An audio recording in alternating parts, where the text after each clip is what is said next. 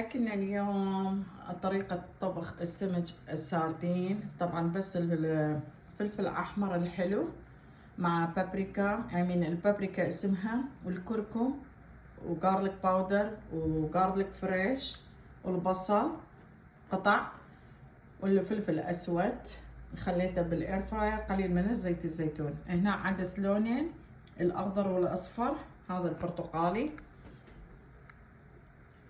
بس بصل قلي وثوم قلي وياه، والبابريكا الكركم والزعفران والقليل من ملح وزيت الزيتون. طبخته هيجي طلع بهالقوام.